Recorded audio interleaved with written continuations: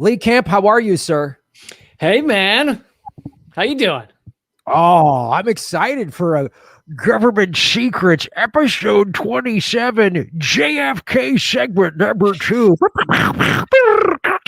Magic bullet. When I'm in the back room and you haven't brought me on yet, I like to pinpoint which part of the opening I like the most. For me, this time, it was when you first turned it on and you said, today is, I don't know, Monday is, God only knows. It was kind of like you had like an existential crisis right as you hit record, which I relate to because I often, I'll hit go live and then I'll stare into the camera and my soul will stare back and you... It's like, hey, everybody, welcome to the show. I'm staring into the abyss. The abyss has taken my mental acuity, sucked it dry like a parasite. The abyss is staring back into a horrific black hole of emptiness. Hit the like button, everybody.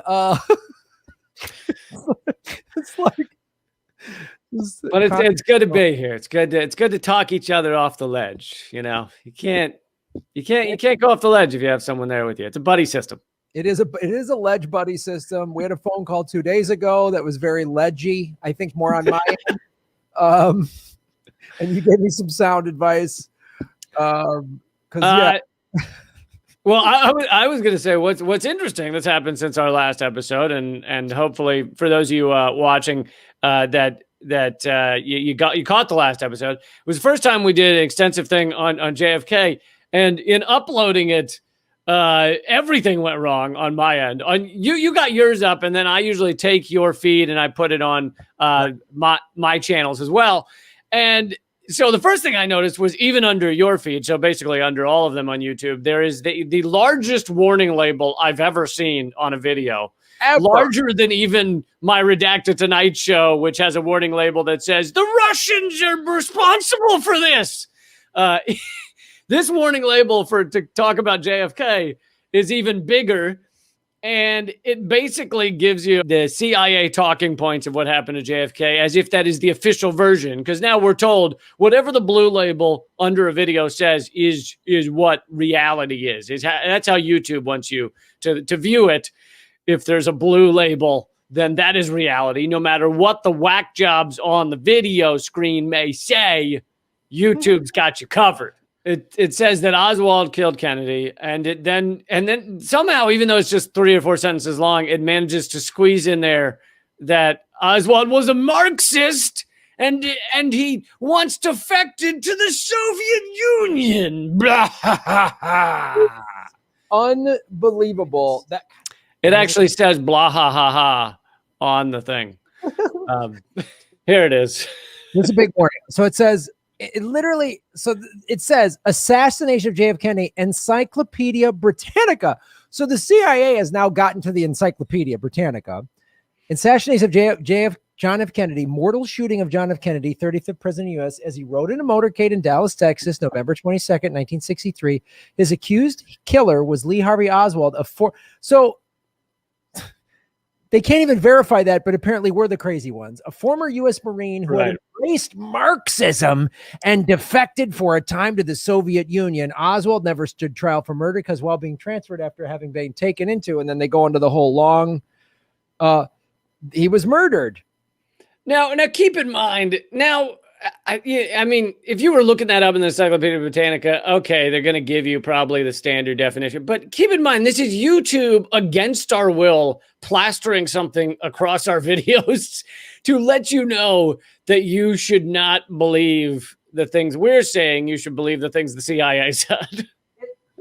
It's fascinating. Like, literally, it's probably some of the best street team marketing this show could ever get. I think it's just like, oh, here's the government not wanting one of their secrets to come out, and they've even bought up Encyclopedia Britannica to say, well, yeah, Britannica's like Wikipedia. It's not like they have to own every fact, but on the important stuff, they're gonna give the government talking points, and if they weren't, like Wikipedia started out like more of the Wild West, and you could put things up there that were not government talking points, but it's been co-opted. It's been taken over. I've covered it before. The Gray Zone has talked about how they're not considered a legitimate source on Wikipedia. So you basically have to link to New York Times and CNN and stuff like that to prove a fact on Wikipedia, which of course, if you're trying to prove something that CNN and New York Times are lying about, how can you link to New York Times and CNN? I know. But then putting the video up was just a catastrophe. I have someone who helps me, upload videos and stuff. And he said he's like spent all day on it and it just kept crashing. And he said he's never had so much difficulty putting up a video on YouTube. Yeah, it was crazy. And then they put this thing on there. I mean, I think probably because you have, you work for RT. So they, you're on the Russia radar. Right. That's why they were like, oh, another Ruski trying to say that, trying to free his Ruski buddy Oswald. It's like, well, yeah, that's step one that gets me kind of hype. They're kind of hyper alert. I mean, I would imagine if we ever were to find out what goes on behind closed doors at Facebook and YouTube, most videos have a standard algorithm looking for terms that they find controversial, like the word terrorism or something. And then, but beyond that, there's got to be a separate list of people and outlets and entities that are on some sort of, bright red alert list that gets more heavily suppressed. And it has to do with entities, me having a show at RT, but I think it also has to do, I think it's happened to you because of all your Epstein coverage and right. Yeah. And it's like and I've done a lot of anything anti-war. I mean, you just put Yemen in the title and done. Right. Over. Right. Shut that down. So this is like, so I don't think the deep state understands how ridiculous they are, but just to clarify for our audience, if you're watching or listening to this, first of all, hit the like button, subscribe, give it a positive review on iTunes, Spotify, wherever you're listening. Make sure if you subscribe to one of our YouTube channels, make sure you subscribe to the other guy's channel. But just to clarify here, on a podcast called Government Secrets, we're doing a 3-part segment on the JFK assassination and the cover-up, and they stifle us from putting up a video about the cover-up of the JFK assassination and then put a Encyclopedia Britannica says this is the fact. And even in the details of the Encyclopedia fact are, we think it's Oswald. And oh, by the way, he was murdered by Jack Ruby, a nightclub owner. So we're all just supposed to play along with this like it's normal, which is... Yeah, a nightclub owner with... next week's segment will involve... we'll get into Jack Ruby, but a nightclub owner with CIA ties and with mafia ties. Who they claim was, because he was seen crying at many of these scenes, and they claim he was just real torn up about Kennedy dying. Of course. And that's why the security guards, that brought out Lee Harvey Oswald, real secure. They're just going to walk him out there, and then we'll get this. And so this is one of the things we'll get into next week. It happened twice. They brought in, so they only had Oswald in custody, 2 days or something, maybe 3. And within that time, they march him out in front of Jack Ruby twice. The most people don't know about the first one, but it was on TV. These were 2 separate press conferences where they dragged Oswald out in front of people and said, here's Oswald. Oh man, did he kill the president? And the first time, Jack Ruby was almost definitely supposed to kill him and didn't follow through with it. For some reason, couldn't bring himself to do it because he's a CIA. He's connected to the CIA, but he was like a gun runner and things like that. He wasn't a killer. And so they kind of put him up to this, like made him an offer he couldn't refuse. Basically, it's if Oswald goes down, you're going with him. So you have to do this. And they march him in front of Oswald, in front of Jack Ruby one time. Doesn't work. So then they do a second press conference like a day later, again marching Oswald in front of people who have not been searched or like questioned or like, do you have a gun? Oh, I don't know. And the second time, Ruby follows through with it. And I can't remember. I don't know if it's Bill Hicks or not, but there's some comic that's like, even it might have been Bill Hicks, but even you watch those guys, if you think they're not in on it, they're just like holding Ruby out at the side, like, oh, there you go, Jack. Like, just like they're like all inching away. There you go, pal. Like, whoop, we know this is coming. Just like that famous photo of the guy that's just like, oop, not my problem. Like, boink, right. Here you go, Jack. Just like throwing chum into the shark water. Right. All right, so let's get into part 2 now. We talked about last time in part 1 about basically the head wound was the main thing you focused on, was how, and the cover up from the medical examiners and the cover up of the basically doctored x-ray showing, oh no, his skull was intact. It's like, what? Right. Even though a large piece was found the following day. Yeah. Right. And someone commented on my website, they were like, this isn't true. His skull was intact. But I mentioned it, perhaps I didn't harp on it very long, but I mentioned that 21 of the 22 doctors and nurses that were at the first hospital before his body was shipped to Washington, 21 of 22 said the back of his head was blown off. So there you go. This isn't like one rogue eyewitness who got it wrong. 21 of 22. Yeah. But so this week, here's the thing is, because there's tons of information, we could talk about this for hours and hours. I just decided to pick 3 segments that I feel like are kind of the most important things. The first one being like the fact that he was shot from the front, and possibly multiple shooters, and the cover up involved in that. This week, and like I said, next week will be Oswald and Ruby. This week, I wanted to focus on why Kennedy had to be taken out by the CIA and our military-industrial complex. What was it that made him a unique threat that they were willing to go to this level? Because obviously it had to be something that was worse than your average president making a decision the CIA didn't like. So I figured I'd focus on that this week. Nice. Let's do it.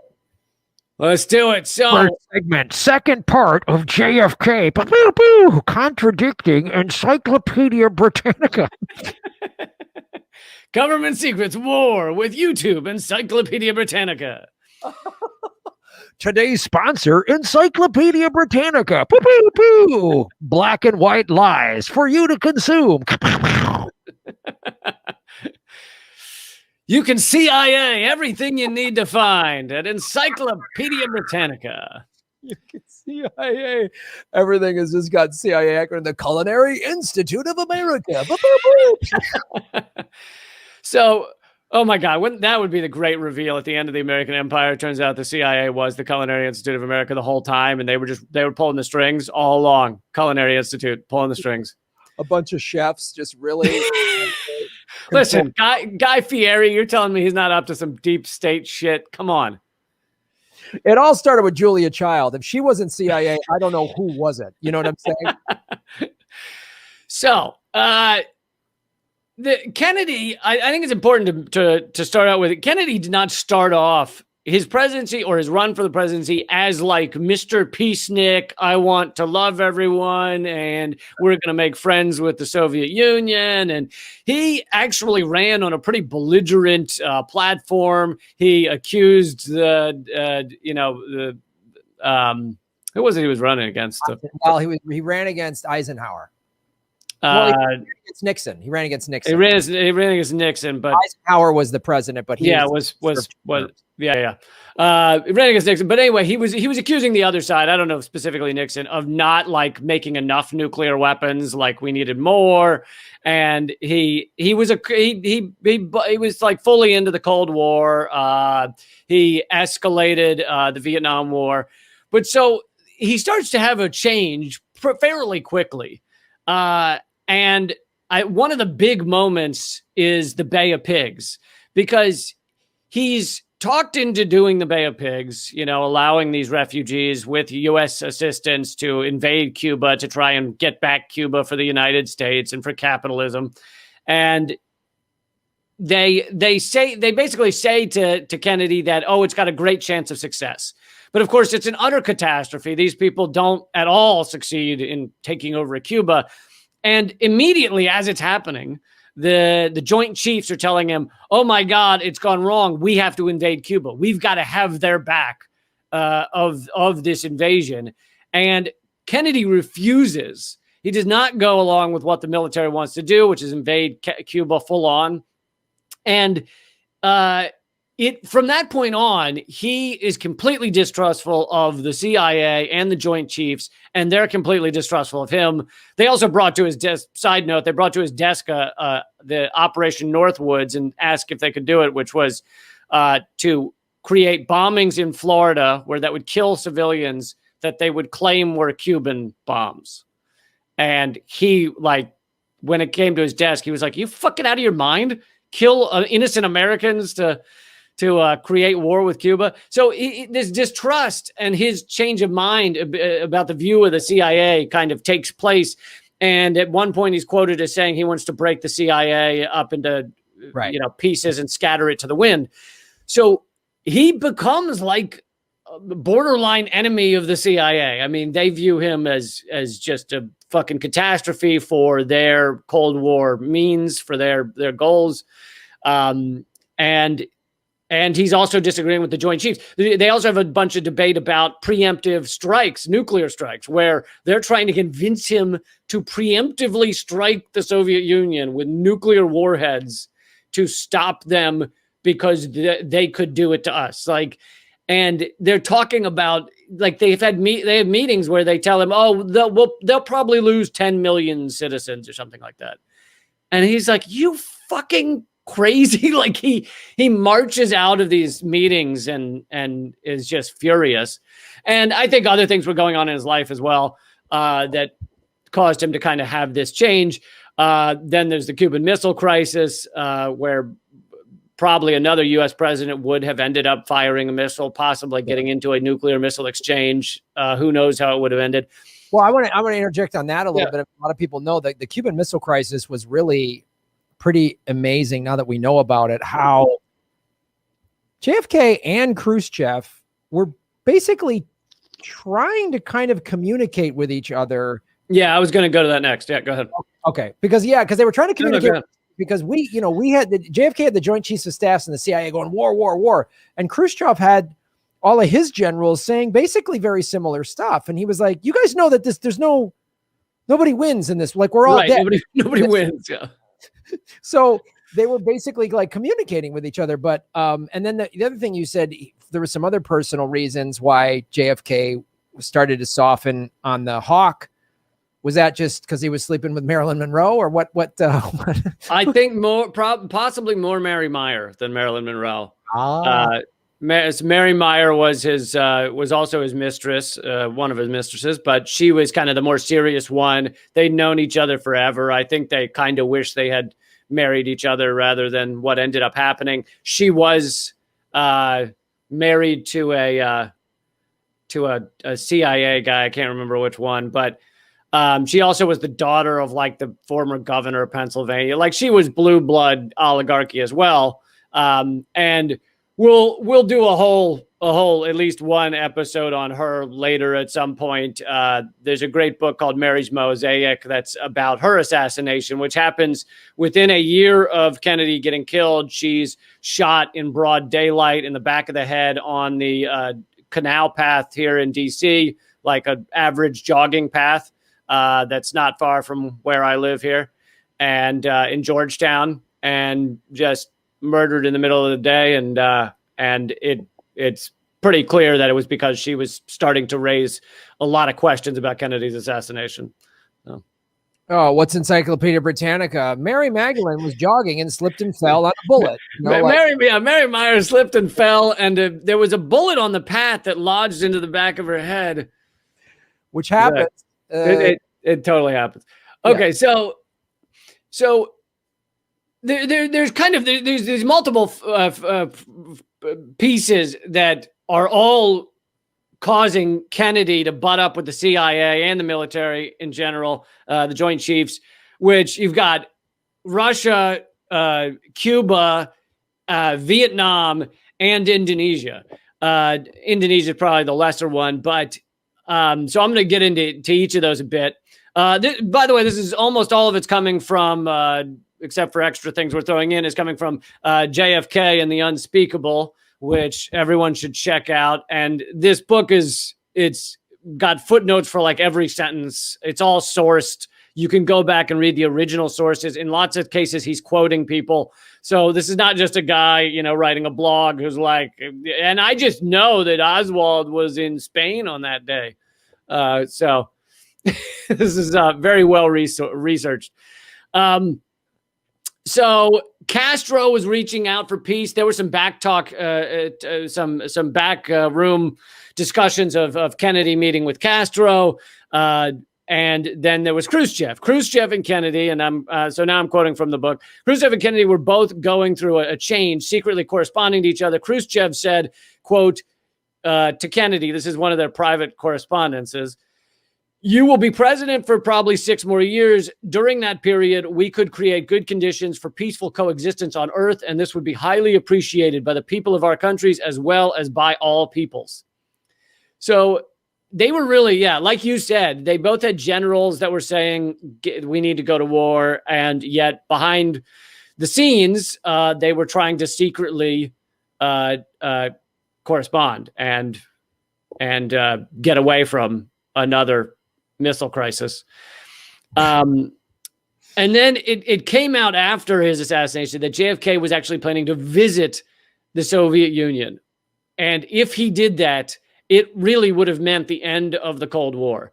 Because simply him, the visual and the news reports of him going over there and shaking hands with Khrushchev would have likely meant the end of the Cold War. And Kennedy's friend, the British ambassador, David Ormsby Gore, said in the last conversation he ever had with Kennedy that Kennedy said he had made up his mind to visit the Soviet Union at the first suitable moment. So let's see. Oh, this show sometimes when you see when we do, it's like, this is like the Henry Wallace episode where we're like, hey, here was a chance at total world peace and society working together to make a world a better place. Nope, the psychos hijacked it and we're just war for the rest of our lives. So thank you, Deep State, you soulless cocksuckers. You bloodlust, soulless cocksuckers. I just want you to know that when you die, you will be in hell and you're going to get butt fucked on a lake of fire by the devil because you're this evil. I know you're listening. I just want you to know there is repercussions to what you're doing. You can shut us down. You can whatever you want to do, but that is going to happen because I know you're Christians. So just know you're going to get butt fucked by the devil in a lake of fire. I'm sorry, Lee, you were saying. Unless you're into that, and then it'll be a different orifice. No. When you're not into, if that's like turns you on, then it's going to go maybe. But you're absolutely right that it does. Like it seems like there's multiple times in U.S. history where it's like we're on the brink of like peace, like actually having peace, not a cold war, not a hot war, like peace, and then it's fucking taken away at the last second by these incredibly powerful interests who are kind of working behind the scenes. Just imagine for a second. I'm sorry, but just imagine for a second, had this peaceful thing happened, had Khrushchev and JFK, and then we ended the Cold War, and then we just worked together. And now we're just talking about, wow, Russia and America are leading the charge to stop climate collapse. Right. And these two countries that have been peaceful with each other since the early 60s, thanks to JFK and Khrushchev. Wow, look at what we're doing. We have great trade relations and we're sharing all these amazing ideas. Oh, when the pandemic hit, we're all working together. We all found a great vaccine together, and we're ending climate change thanks to them. And we're bringing China into the fold. And so now we're just going to have green energy all over the planet. Oh, wait. Oh, it's better to profit from destroying the earth because we're stupid. Short-term greedy. Yep, short-term greedy, long-term stupid. Yeah, long-term horrific. Yes. And so Kennedy, despite having amped up the Vietnam War, he was now having this shift, and he was having discussions about ending involvement in Vietnam. Assistant Press Secretary Malcolm Kilduff said that 2 days before he was killed, JFK said to him in the Oval Office, quote, "We're losing too damn many people in Vietnam. It's time for us to get out. The Vietnamese aren't fighting for themselves. We're the ones who are doing the fighting. After I come back from Texas, that's going to change. There's no reason for us to lose another man over there. Vietnam is not worth another American life," end quote. So that is the Assistant Press Secretary's memory of exactly what Kennedy said to him before heading off to Texas. Boy, you know, that memo got intercepted, and they're like, well, someone's not coming back from Texas. How's that? Yeah, exactly. And then there was also Indonesia, where President Sukarno, now Indonesia was communist. President Sukarno was a socialist, and he used a lot of anti-American rhetoric, and anti-American empire. On top of that, there were many corporate profits to be made in Indonesia, so that's never good. Look behind you. If you have a lot of resources that we could exploit, you better watch your back. Mm-hmm. But Kennedy wanted peace and said he was open to meeting with Sukarno and would go to Indonesia the following spring. And he also said that days before he was killed.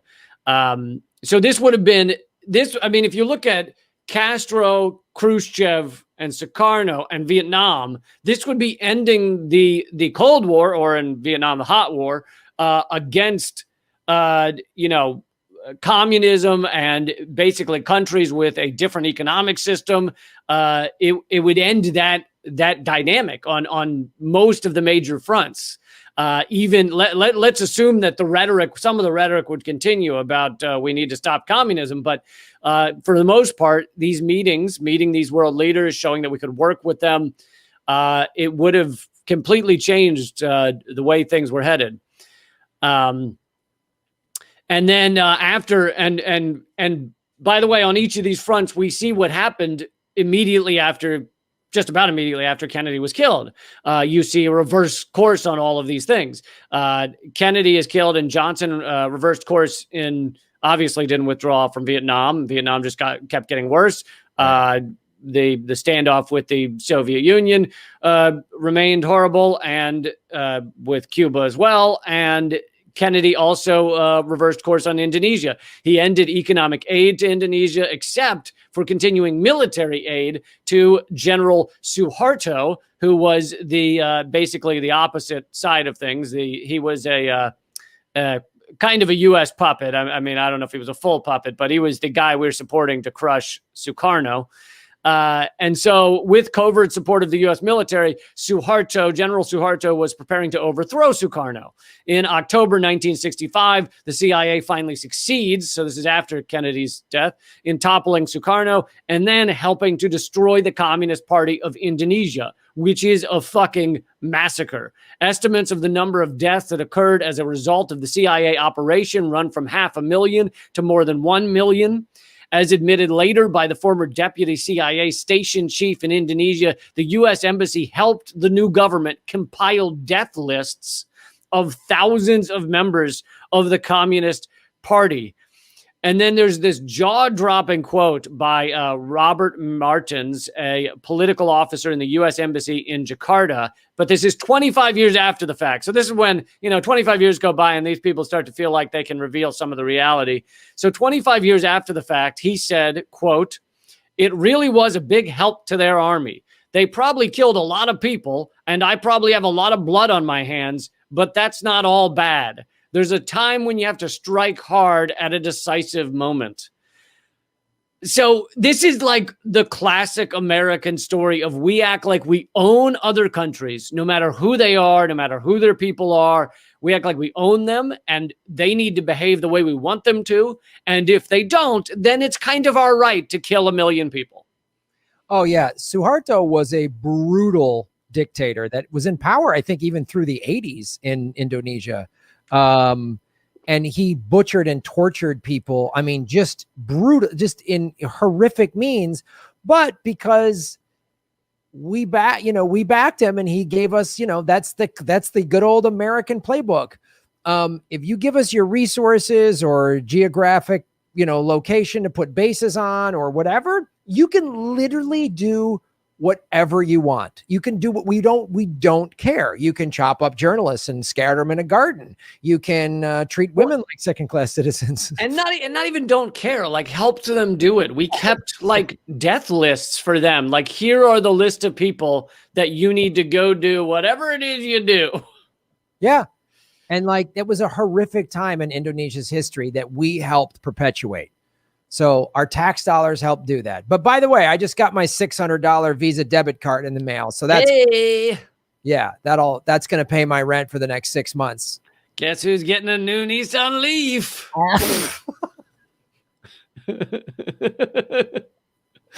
Yeah, I think you could buy like 10 Leafs for $600. They're basically just plastic. The new model has 7 cup holders. But it only accepts green juice. If you try and put something else in there, it actually has an eject button. It'll shoot it at you. Basically, you just tie a kite to the antenna, and then the kite like kind of pulls you along on the road. So it's really great. It's a great. Oh, the new kite-powered Leaf. It sounds amazing. Oh God. So, but yeah, back to this. So back to this. He's a political officer of the U.S. Embassy, talking about a lot of blood on my hands. But oh well, it was the thing we needed to do. We needed to strike decisively. And to me, this isn't just about that moment. This says a lot about the kind of the U.S. empire, how we rule over these places. And like, if you think like that, if you are of the sociopathic belief that 1 million people could die, but it's cool because it's for our power and we're America and this will help us, then you rise up the ladder. You end up at a higher position in our government because you think like that. Like, and that's how he gets to the point where he's in this embassy. Like, it is, and you can also understand how people would believe that these same folks could kill JFK. Like, if they're thinking, I'll kill 1 million people so that there's no communism in Indonesia, then what would stop them from thinking, well, we got to kill the president who's getting in the way of our having as many capitalist countries that bend over to our needs as we want?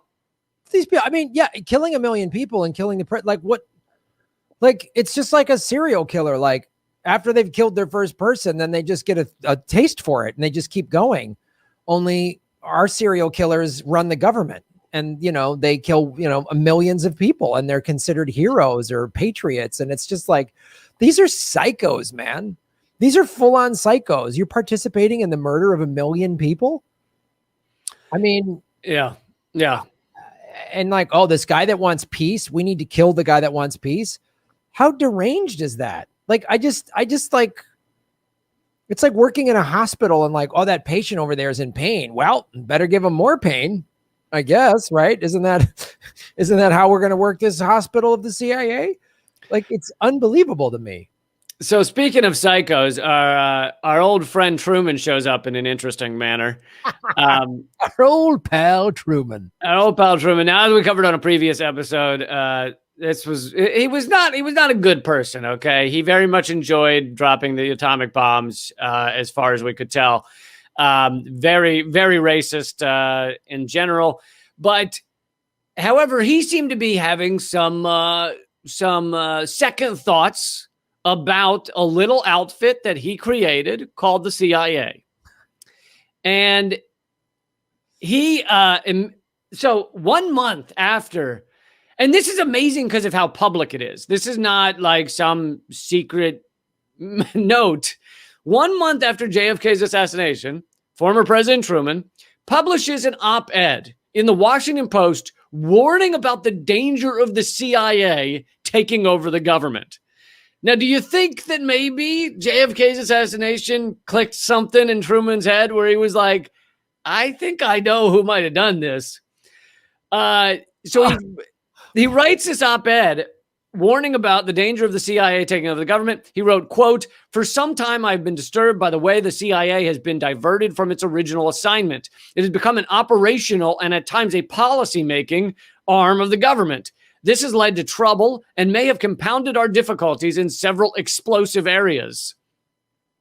Now, I feel like you couldn't be more obvious in what you're hinting at if he had written explosive areas like JFK's exploded head, like Vietnam, like other places. Like, I had no idea that weird that this isn't ever covered. This wasn't covered in the history. Is this an Encyclopedia Britannica? Yeah. Is that what's the bottom of our video? Yeah. And not only is it not talked about now, but it was met with almost silence at the time that it came out. It was almost completely ignored, except by people connected to the CIA. They took notice of it. So Alan Dulles, who, let me just pause here and say, Alan Dulles was the head of the CIA. When Kennedy got in this back and forth and wanted to crush the CIA, he fires Alan Dulles. Alan Dulles is then on the Warren Commission. Why would you put the guy from the CIA who Kennedy hated so much he fired him at the Warren Commission to write the report on who killed Kennedy? Wow. So Dulles takes leave from his duties at the Warren Commission. Again, this is a month after JFK has been killed, and went to visit Truman in Missouri. So he gets on a plane from D.C. to Missouri because this op-ed clearly upset him so much, being former head of the CIA. And he goes to Missouri and he meets with Truman. And then what we have in the public record now that's been declassified are his notes as to what was said at that meeting. He claims in the notes that Truman disavowed the op-ed and it didn't reflect his views at all, which is utter horseshit. Dulles was writing this for the benefit of them in the future to be able to show these notes and say that Truman disavowed this op-ed. But in fact, that doesn't jive with Truman's own notes that led to the op-ed. So they now have publicly, you can go apparently view them or at least they're at the Truman Library. I don't know if you can see them, but they're at the Truman Library. His notes that were written 3 weeks before the op-ed published. And if you do the math, Truman's notes 3 weeks before the op-ed was published is 1 week after Kennedy is killed. So Kennedy is killed. Truman sits down and jots notes about how the CIA is taking over the government.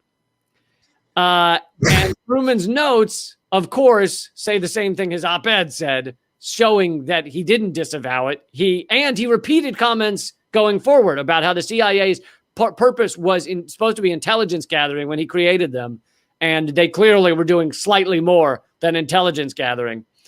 But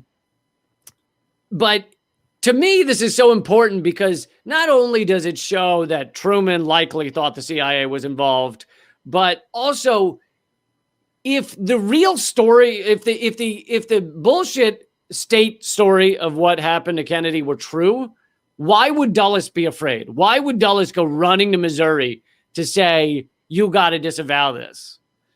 Of course. I mean, there's just so much evidence on Scott. This is all new stuff I didn't know about the JFK assassination. This is fantastic. But yeah, it makes a great point because if look, we know for a fact it was Lee Harvey Oswald. Be like, Truman, the old man's off his rocker again, probably just playing too much poker with his Klan buddies. So that's why he wrote this op-ed piece. Did they finally let him in after he was president? Yeah. Look, now you're in, Mr. President. Now we'll let you in. Yeah, it makes none of this makes any sense. It's like the Jack Ruby argument doesn't make any sense. He was just an angry citizen or whatever. And so, yeah, why would Dulles do this? Why did Dulles' notes completely contradict Truman's notes? And did Truman, after the Dulles meeting, retract his statements or put out a new statement or anything? No, there's other quotes from him later in life, like as his life continues, saying the same thing, that the CIA had gotten too powerful and he worried about what they were involved in and that they were meant to be an intelligence gathering outfit. Wow. It's so blatant. I always think of The Sopranos. Like I think of this episode of this episode of The Sopranos when I forget his name, but he was the guy that the actor was he ran the comedy club in Vegas, the big dude. Goes to meet with this like union guy or something like that, and he sits down and he goes, "Oh, hey, you're the union boss. I heard you're gonna vote for this guy." And he goes, "I know what you're trying to do. You're trying to intimidate." He goes, "Man, if I voted for the guy you're gonna vote with, I couldn't live with myself. I'd put a bullet in my head here, here, and here."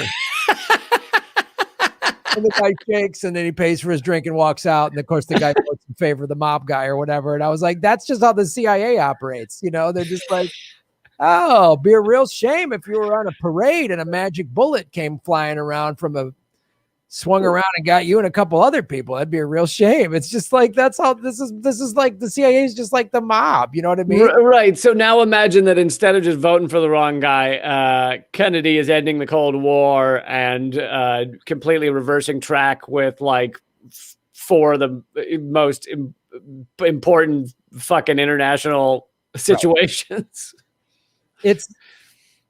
And you just see like how critical it was for this now military industrial complex that Eisenhower warned us about, the CIA that Truman warned us about, why they warned us, because now let's cut to 50 some years later. We have a completely out of control military. We spend more than the next 10 countries combined.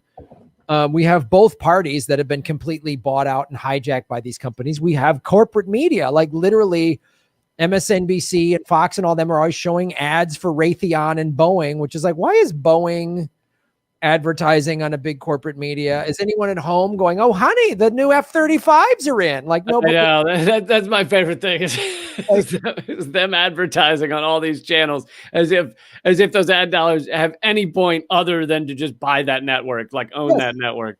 And we see it like. We can't even get to, I literally got $600. We couldn't even get $2,000, but we always have money for war. We can't pay for Medicare for all, but we always have money for war. And it's what these guys all saw, whatever their backgrounds, whatever they initially saw, they saw this get out of control because here's the thing about Eisenhower, Truman, and Kennedy. They all either directly served in World War II, or at least were around it enough to see how awful it was. And they saw what a world war looked like. And with the invention of the atomic bomb, they saw like, oh man, this is no joke anymore. This isn't just armies fighting. This could like wipe out life on planet Earth. And they were like scared. They were all like, this is. Yeah, it was. I think I remember in the atomic bomb episode we did.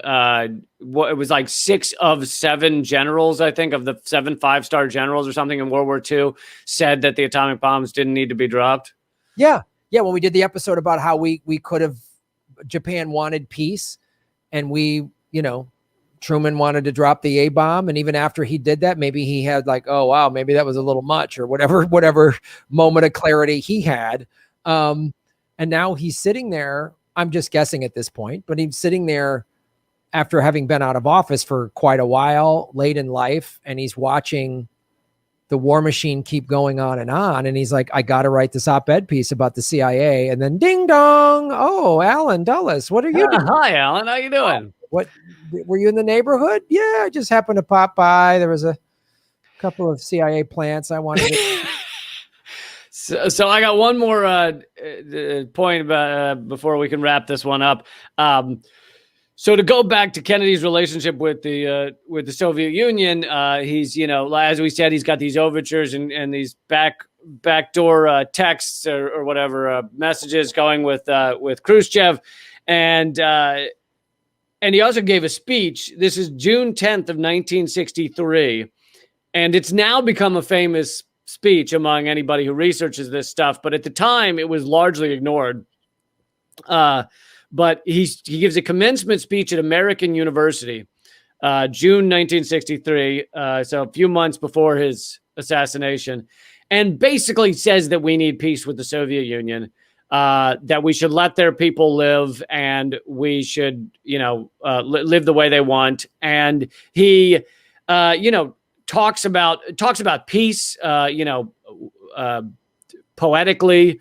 And he also talks about the contributions that the Soviet Union has given us, such as the 27 million that were killed in World War II. He talks about how much they lost in World War II, and that's by default comparing it to what we lost, which we lost less than 500,000 in World War II, less than 400,000, I think. And we lost around, I did a video on this. We lost roughly 415,000 soldiers, military, and then another 4,000 kind of civilians in Pearl Harbor. So we lost 419,000 people total, which less than we've lost to COVID-19. Yes. Which is horrifying as well. Yes. Correct. And the Soviet Union lost 20 some million people. They lost 10 million soldiers and another 10 million civilians or something crazy like that. Yeah.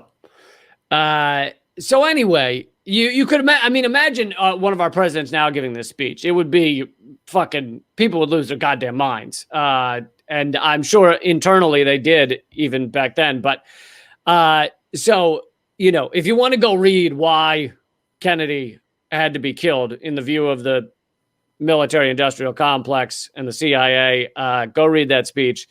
But here's a kind of the final jaw-dropping fact is that the Kennedy family, I mentioned already how his mistress, Mary Meyer, didn't believe that Oswald had killed him, believed it was CIA, and we need to do it. We'll be doing an episode in not too long on her assassination.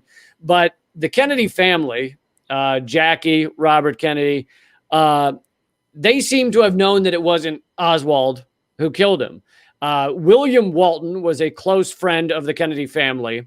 And so after JFK's assassination, he was sent to Moscow on behalf of RFK and Jackie Kennedy to deliver a secret message, kind of a final message to Khrushchev in back channels.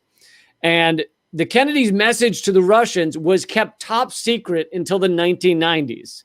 So we only found out in the 1990s what was said between the Kennedy family and Khrushchev as a final word to him.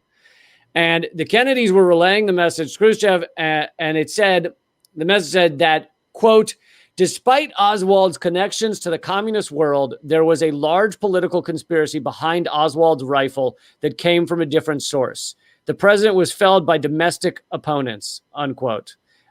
He had been, according to the Kennedys, quote, the victim of a right-wing conspiracy, unquote.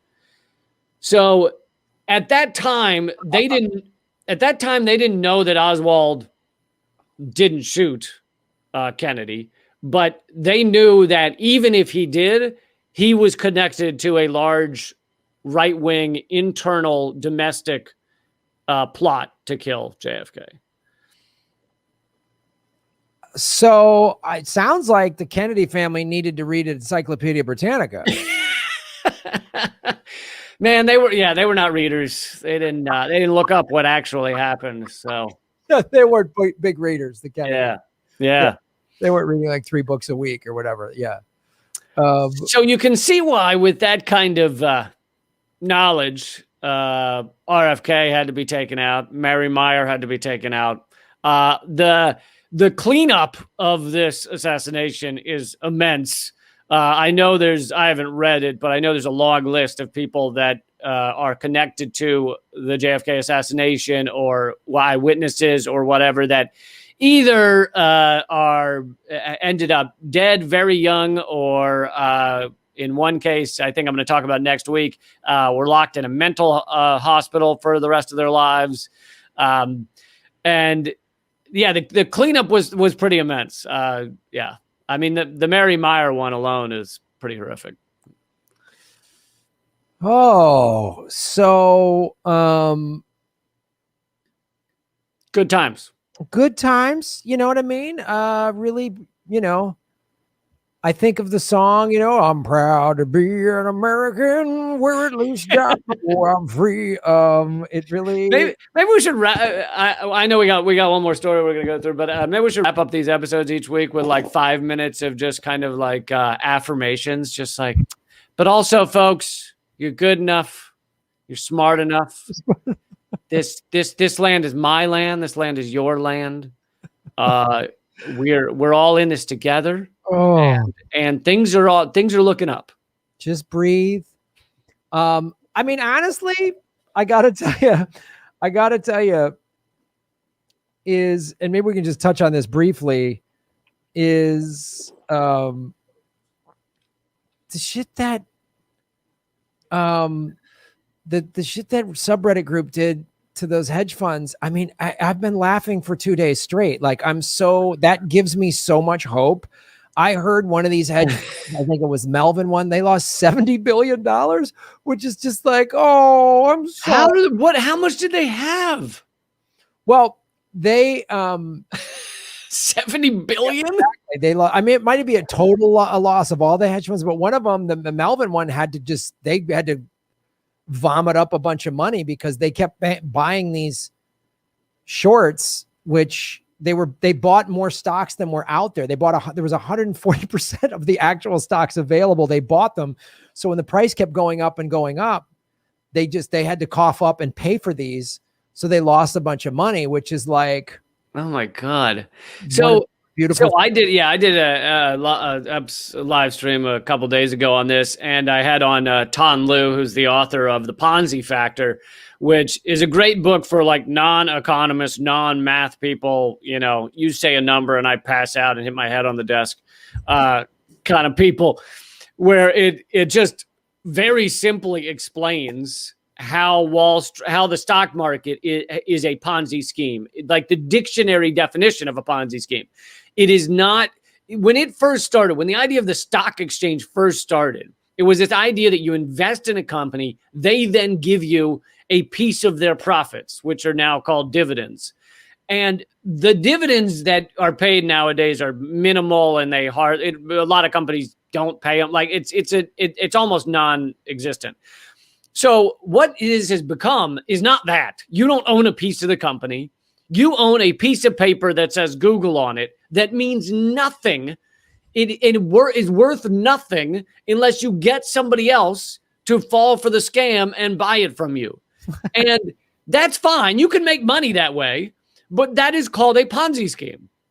That is the dictionary definition of a Ponzi scheme, meaning there is no money coming into this system unless you get new people to buy in. And the moment people stop buying in, the fucking house of cards collapses. And that level of abstraction is then doubled when you have people betting on whether not actually buying the stock, but betting on whether the stock will go up or, shorting it or whatever.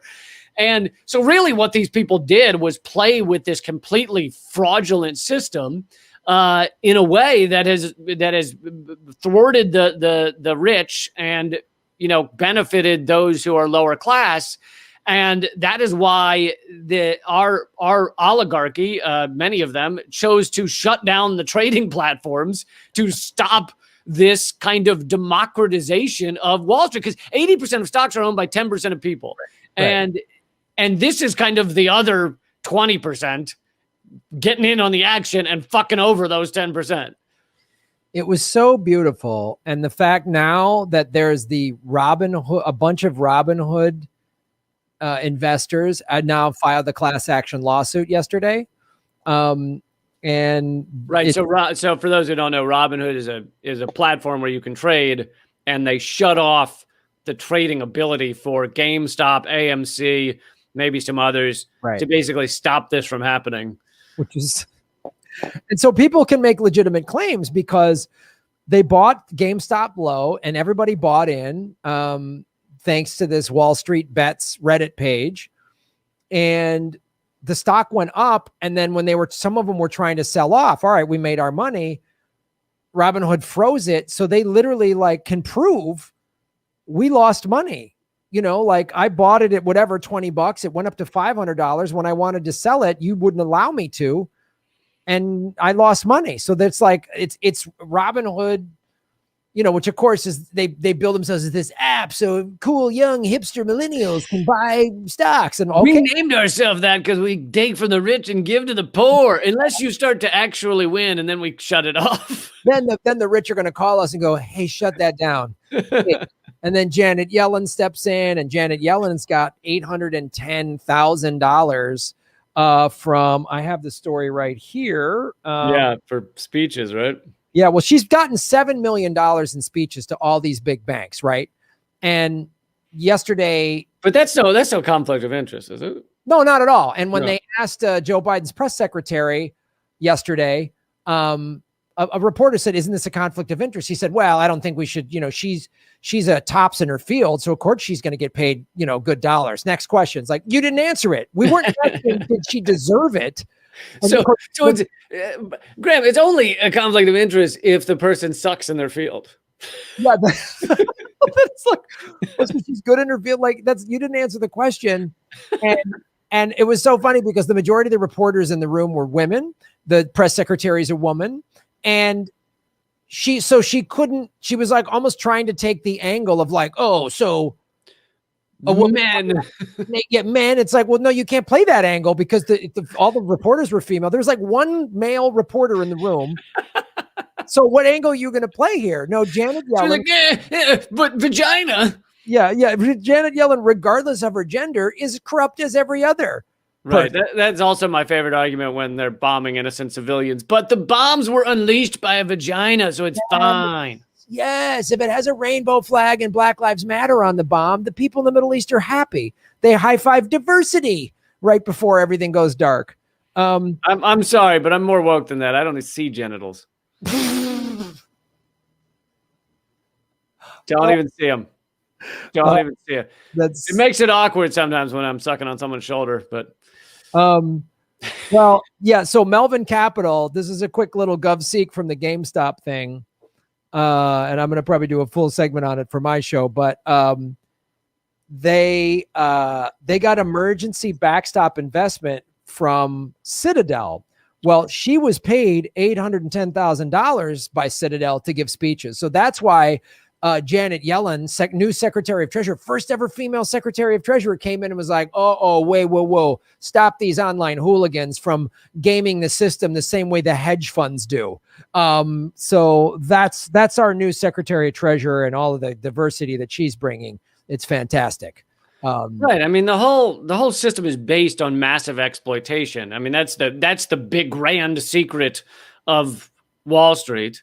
It is just a massive level of exploitation, and it's been turned on its head this time. And of course, that can't happen. You can't have the lower classes, middle class, poor people exploiting the rich. Yeah, and it's funny, you know, when the housing crash hit, and along with upwards of 6 million people lost their homes, or 6 million foreclosures, which is like 6 million families, and my home being one of them. I don't remember this outcry for justice by the Secretary of Treasury and all these other dipshits. I don't remember that. I don't remember these like, we need more regulation.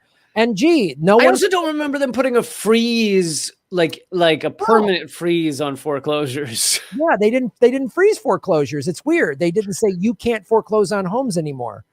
All that stimulus money that we've given you, you actually need to give it to the people to keep them in their homes. That never happened. Huh.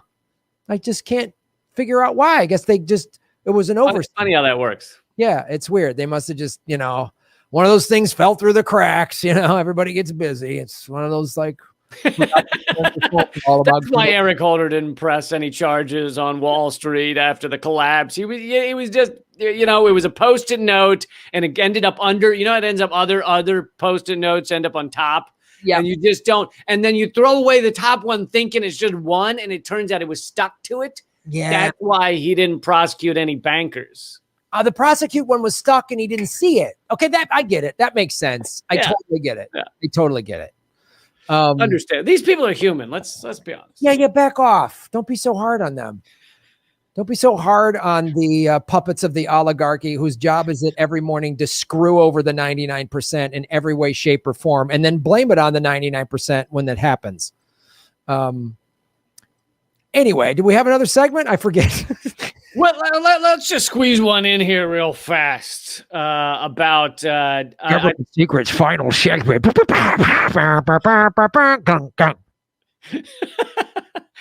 About Joe Biden saying he's going to get rid of all big oil subsidies.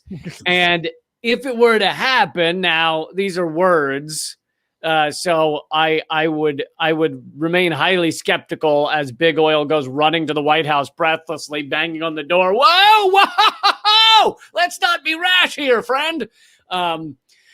If this were to happen, it would be a big deal, but I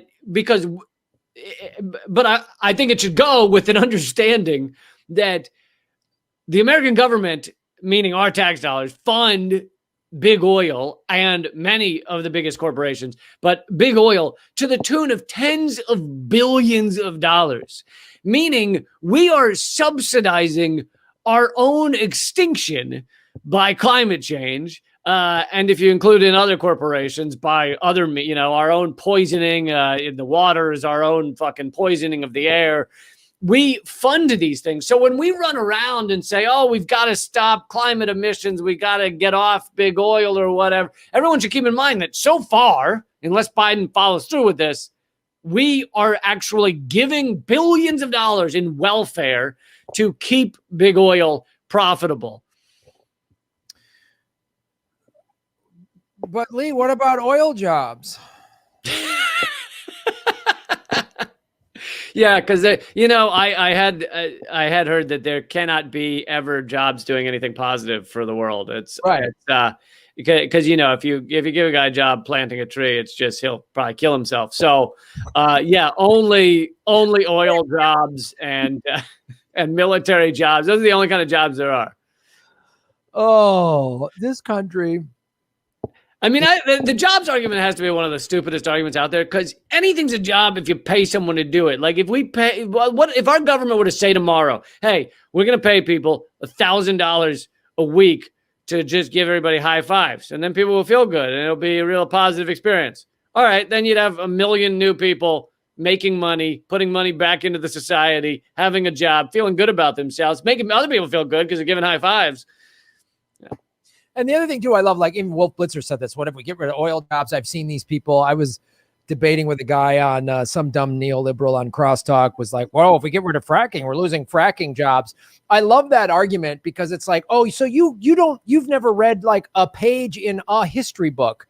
Like, it's like, oh no, where are all the blacksmiths going to go if we create these horseless carriages that we're talking about? Where are they going to go? It's like, oh, so we don't innovate anymore in this country? We can't find a new thing for people to work in? Like, what happened? Oh, great. Here we go now. So all the people printing phone books, we're just going to get rid of their jobs. They're just going to throw them out on the street. Like, well, you might not know this, but even today, we still pay 10,000 workers to run rickshaws around just in circles because we don't want to get rid of the rickshaw jobs. So they just run them around in circles. Well, the rickshaw lobby is pretty powerful, so they spend a lot of money every year to keep rickshaws going. It's the same with the typewriter repairman lobby. They do great. They just really got a stranglehold on both parties. You know what that just reminded me of is since you've been in many old collapsing comedy club, Dangerfield's Comedy Club in New York, where I used to perform all the time, they had not washed a drape in 40 years. Like, you could still see Rodney Dangerfield's like cum stains on the couches. Like there's just nothing, but just like it would look like if you brought one of those like CSI blue lights, it would just it would look like a Jackson Pollock. It would just be horrific. Just that and cocaine. It would look like one of those laser light shows. There'd be so much reflection off the surfaces. But you mentioned the typewriter repairman. They used to have, when I first started working there, they still had a wooden payphone on the wall. Like the outer box was made out of wood and the like parts of it. And And it looked like a cool antique. I was like, that's awesome to keep that antique there or whatever. But apparently they had called like around the same time. So we're talking 2000 and I don't know, 10 or something. They had called AT&T to say, hey, we need that repairman to come fix the wooden payphone. It's not working. And AT&T did some research and got back to them and said, we're sorry, we can't come and repair it because the last guy who knew how to fix one of those wooden payphones died recently. So the last wooden payphone repairman passed on. And now, so what are they? They don't fix them anymore. Oh, it's a good thing that Roddy, that Dangerfields didn't think, hey, maybe we should just update some of our technology. God forbid the comedy club ever does that. Like, hey, that wooden payphone was actually younger than some of the bits that the comedians were doing there. So,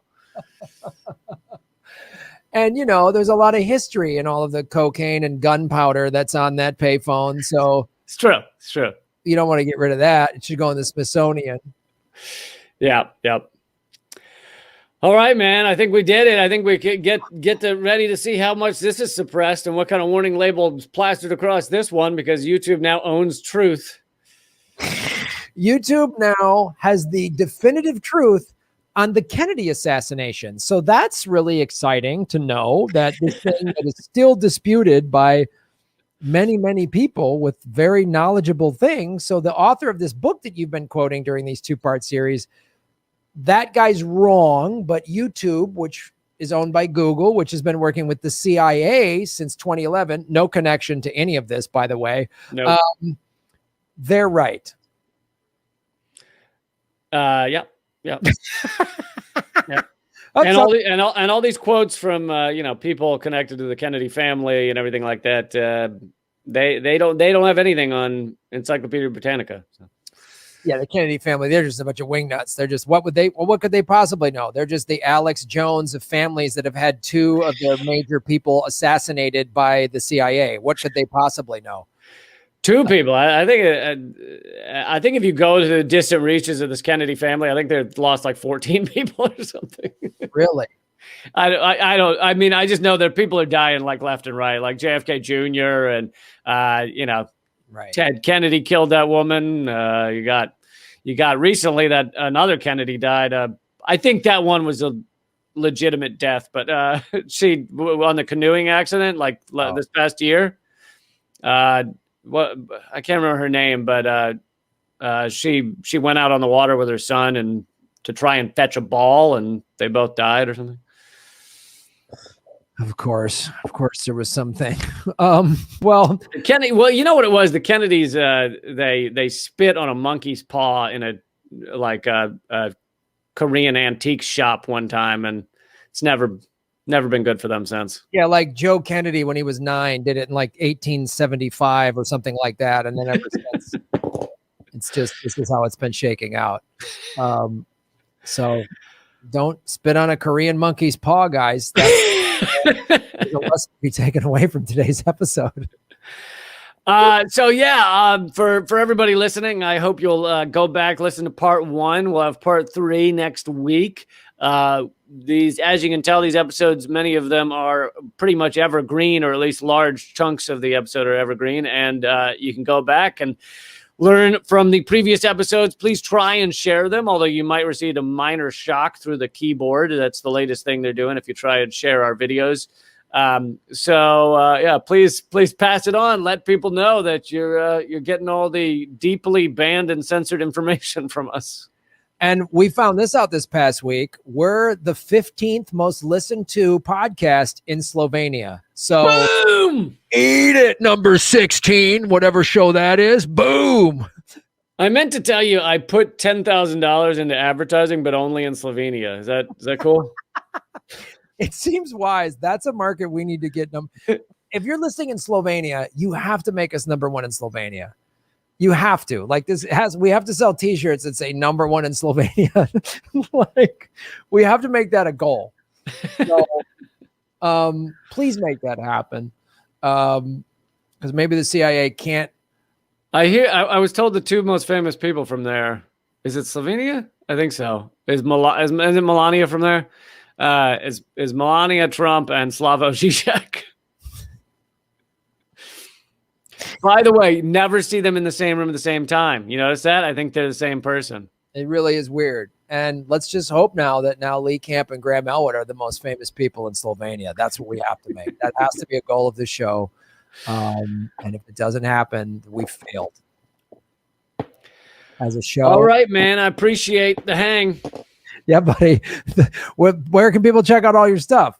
It's all leecamp.com. Unfortunately, because of COVID issues, we had no Redacted Tonight this week or last week, but we'll be back next week with a new Redacted Tonight. And anyway, it's all leecamp.com.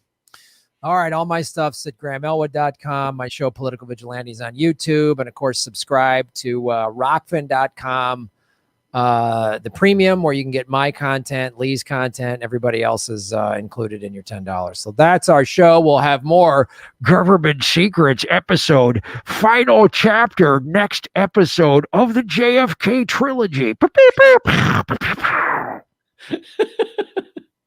That sounds much less gory than it is in reality. But yeah, I know this. Reality is pretty horrific. All right, buddy. Well, good seeing you again. We'll see you next week. Yeah, thanks, man. Bye, dude. Thanks for watching, everybody. Please hit the like button, the subscribe button. Go to patreon.com/Graham Elwood and rockfin.com/Graham Elwood, where you can support the show. Also, I have a Bitcoin wallet, a Bitcoin Cash wallet, and an Ethereum wallet in the show notes. We're taking cryptocurrency. I have a Coinbase affiliation link. We're going to be getting on some other exchanges. So that's how you support the show. Make sure you hit the subscribe button. YouTube is unsubscribing us at an alarming rate. I have a PayPal button at grahamelwood.com. I even have a Venmo at Graham-Elwood. There's a lot of ways to support our show. We are getting crushed by YouTube. We've dipped under 73,000 subscribers because of YouTube. Thanks for supporting what we do.